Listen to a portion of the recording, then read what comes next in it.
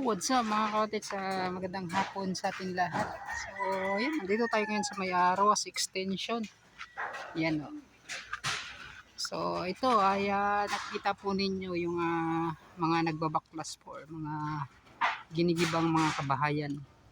Yan. So, tuloy-tuloy na talaga mga kautit. So, kumbaga yung mga kabahayan talaga ay mga pinagigibanan nila. Kasi yun nga po, para sa nagtanong ko kanina mga college, parang first week daw yung tawag, kalahati lang po muna yung nabayaran yung mga kabahayan. At yung iba mga cottage, wala pa namang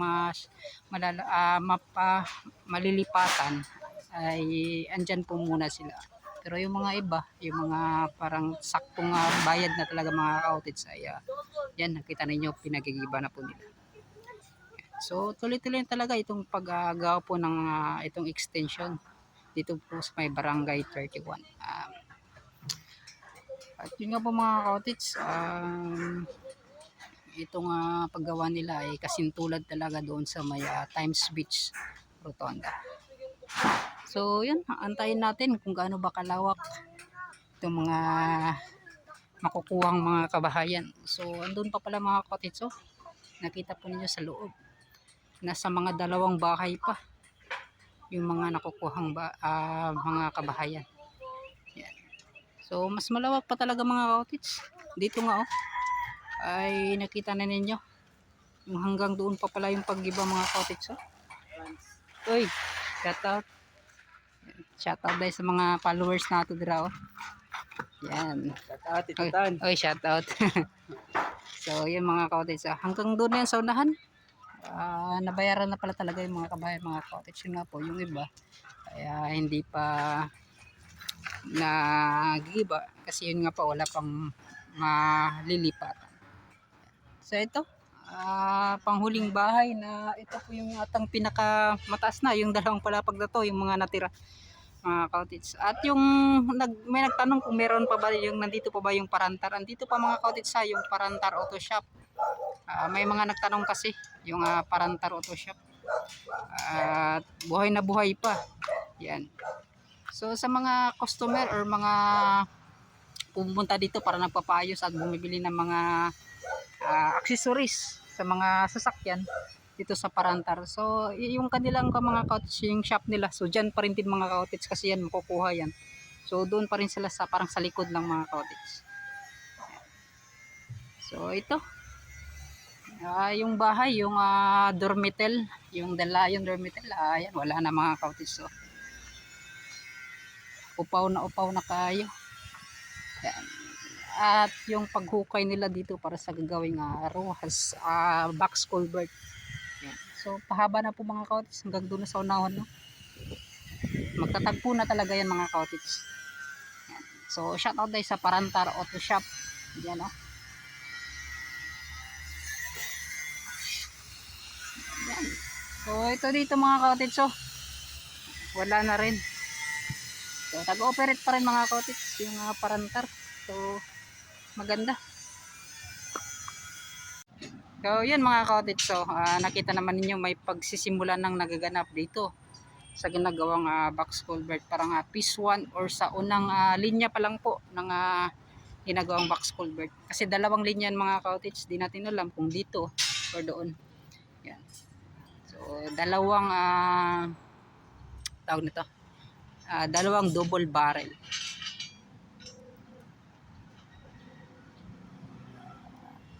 So yan. Di natin alam kung double barrel ba or ganito lang kataas yung laki. Asa na siya boss, kanang upat may buhaton diri or kanilang kadako? Kanilang di kadako, no? Oy boy, shout out. Yan. Sa mangutan nato diri mga cottage, so sabi nako double barrel plus double barrel. Boy, shout out boss. Boss, mangutan ako boss, inga na lang baka siya kadako or duha ka double barrel ang buhaton diri? Sa pikas ang ibutang. Sabi nako kanilang. So kuanday upat yapon ka bangag ang buhatonon. So sir, salamat kay sir. Yan. Boy, shout out. So yan mga cottage, so yun, sakto yung mga napagtanungan natin mga cottage sa 2 double barrel. So doon sa kabila, hindi pala dito mga cottage, parang dito banda para masikip. So doon po Yung isa pang double barrel. So mas lalong pinalakihan po nila yung daluyan po ng tubig kanal. Yun nga po mga cottage, para dito, yan hindi na talaga babahain yung Rojas Sub mga cottage. So dito naman sa may Rojas Sub, yan So try natin kung makakapag-update tayo dyan mga cottage. Napakaganda na pagkatapos ng Kadayawan Festival. Yan na po mga cottage. So malapit na talaga matapos.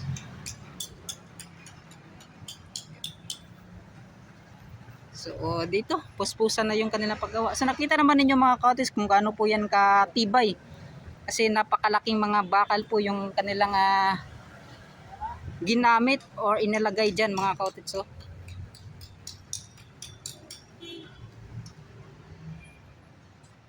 ilang taon ba yan bago masisira ito nga kanilang ginagawang box culvert.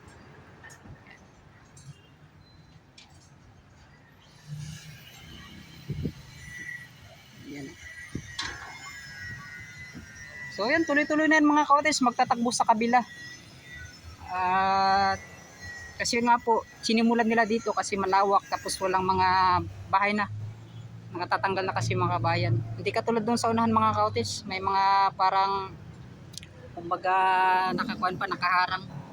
So dito naman, kaya wala, maganda po yung mga pagtatrabaho nila dito. Ayan. So ito, yung taas po ng tubig kanal, yan At isa rin sa nakita ko mga cottage, parang hinukayan po nila dito. Parang mas lalong bumaba po yung daluyan ng tubig kanal. Hindi po katulad ng dati Yan, parang mababa lang at maliit. Hindi na katulad ng dati mga cottage. Yan napakalaki na. Plus mayroon pang isang double barrel. Yan, so maganda yung pagkagawa ng proyekto at yung pagkakuha nila mga cottage. Yung pagkaplano talaga. Yan. So andyan si Jimmy Shero, si Boss Jimmy Shero Tordesillo. Yan mga cottage. Yan mga cottage, nandito na sa ito patungo sa Davao Coastal Road. Yung ginagawang Rojas Extension. So dyan po tayo sa unahan kanya mga cottage.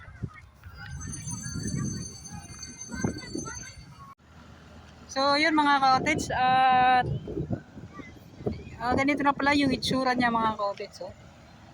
Yan. Malawak ta. Yan. Ay. Dyan mga cottage, yung ginawang double barrel dyan sa kabila na napakaganda rin napakalinis ng pagkagawa. So magtatakbo po yan mga cottage dyan.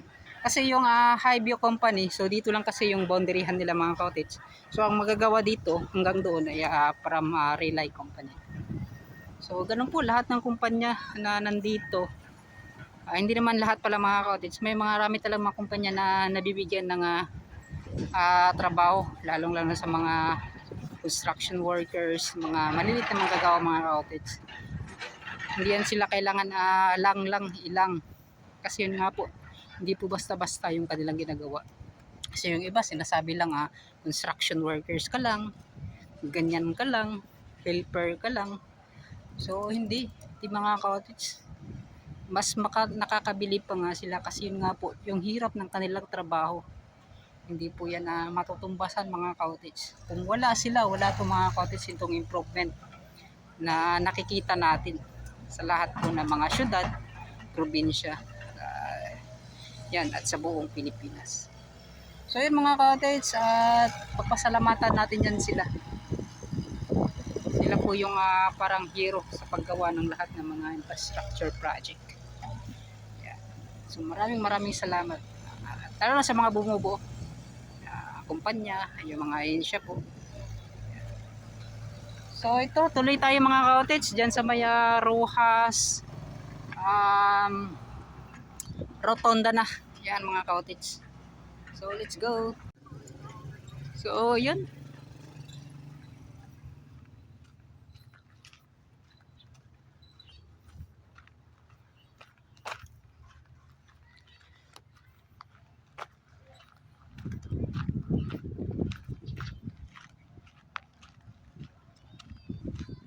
may nakita tayong pagtambak dito. Yan.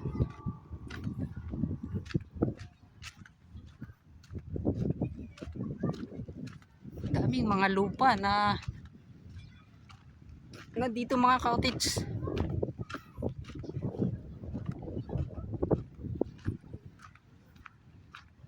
Ngayon wala pang mga parang masyadong maganda tingnan mga cottage kasi yun nga po hindi pa nakiklearing or nakiklear nila itong mga damo-damo, mga tawag nito, yung mga dumi na mga nandito nagkakalat. So soon makikita natin yung mga cottage. Magiging parang Times Beach Rotonda to kapag natapos. So doon sa Piapi Cement tapos na yan mga cottage, hanggang doon sa yung boundary ng barangay 22 at 23. Yan. So doon busy mga cottage. Kailangan talaga nilang tapusin ngayong taon. Parang ito kasi yung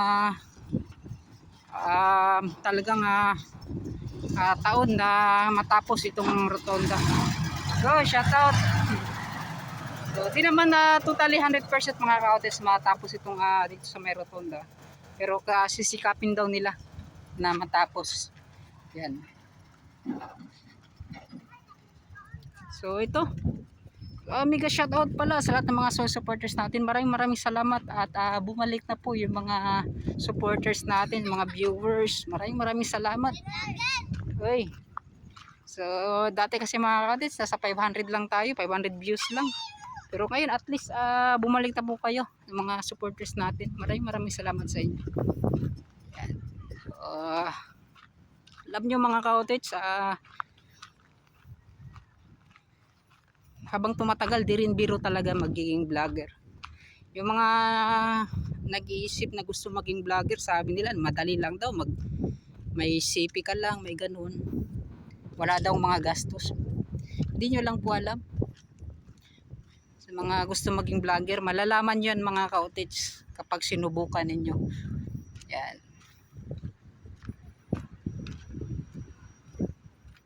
So ito na yung mga kaibahan na nakikita natin.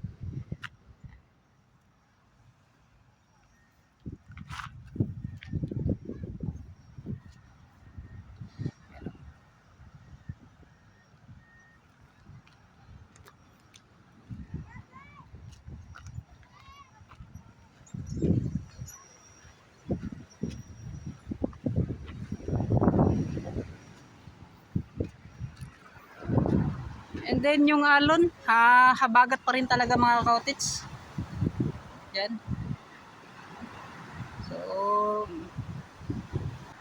yun nga po, ay di na talaga natin mapapansin yan mga cottage, itong paggampas ng mga alon kasi yan nga po dahil sa ginagawang Davao Coastal Road.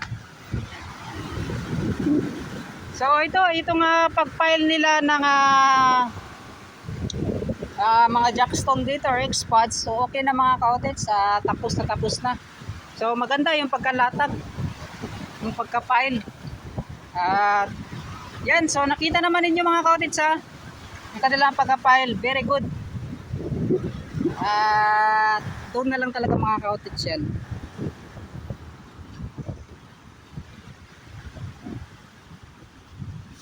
Yan, nakakamangha din dito sa Boulevard area talaga mga cottage, napakaganda ng pagka-file. Makikita nyo yan mga cottage, magsisimula doon sa maya Bukana, sa maya Davao River, at patungo doon sa may tawag nito, sa may Isla Verde Barangay 23, yung sa may duluta talaga ng ginagawang tulay sa Batment A. Napakaganda niyan ng pagka-file nila mga cottage. Iba-ibang kumpanya yung mga nagtatrabaho, nagpa-file. So iba-ibang itsura din yung makikita. Ngunit okay na okay mga cottage. Tawag niyan, napakaganda ng kanilang pagka-file. Yan. So dito lang yan sa Boulevard area. Makikita nyo.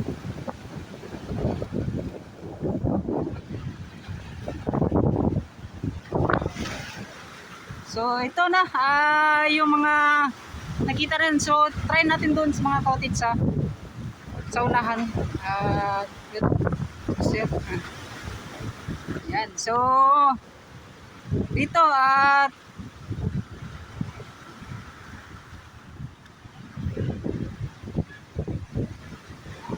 napakatagal din na araw mga kaotits bago ito na taon nito. Bago ito na pantay. Sobrang tagal din. Yan. Kasi yun nga po talaga sa paggawa lang ng double barrel, nahirapan talaga sila mga kaotits. Na dyan sila natagalan. Yan. Kasi yun nga po, yung taas talaga ng paglaki ng alon o paglaki ng dagat mga kaotits, hindi nila na tsansa. Kasi yun nga po, ito yung unang nailagay nila dati na double barrel. Yan nga po, kanilang kinuha at pinalitan po ng mas mataas pa. So ito mga kaotits, naulit ko, ito po ay gagamitin doon. Gagamitin din doon sa may nauna kong update doon sa may extension. Yan. At walang tapon mga kaotits, magagamit pa rin. Yan. So ito mga kaotits, yung update natin sa ginagawang Davao Bustag Road at sa may Rojas Extension at Rojas Rotonda. Ayan. Dito sa may Barangay 31-D Davao City. May ka-shoutout pala kay Sir John Impasis, kay Sir Patrick Earl. Yan, may ka-shoutout. At yun, kay Ma'am Kumala Bryce. Yan, ulit-ulit ko. Kay Sir Sonyega. Yun, sir. Nakalimutan ko yung pangalan. Leopoldo Sonyega tayo. Na laging nagko-comment. Nagpapasalamat ako dahil laging nagdo-don't skip ads. Yan, sino pa ba? So marami yung mga kay Ma'am Esperanza de la Cruz. So from Jensan, yung mga kamag-anak natin dyan sa Jensan, mega shout out. Yan dito sa Davao City, yan mega shout out. Sa Mabini, Kumbal, yan mega shout out pala mga kamag-anak natin dyan. Sa Tigato, yan sa Idilis Family, yan mega shout out. At sino pa? Yung pinakaunang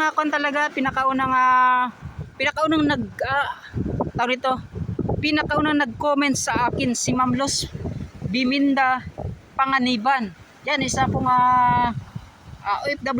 OFW yan mga kaotits. Tapos yung mga kamag-anak niya nandyan sa may barangay 21-C. Yan, sa Bernalis family. Yan sir, sa Bernalis, sa Shatong family. Yan, mega shoutout kay Pipot. Yan, sa dati si Sir Pipot mga kaotits. Taga dyan lang yan siya mga kaotits. Siya po nag-sponsor dati yan ng hula-hula challenge ko dati. Mga 1 taon na rin yung lumipas. Yan, mega shoutout sa'yo Sir Pipot. Yan, napakatagal ko nang hindi na shoutout yung Bernalis family at Shatong family. Yan. So sino pa? Sa lahat, so sinsya na po sa mga hindi ko na nabanggit. Yan, mega shoutout sa inyong lahat. At magpapaalam na po ako at hanggang dito na lang. Yan, bye na.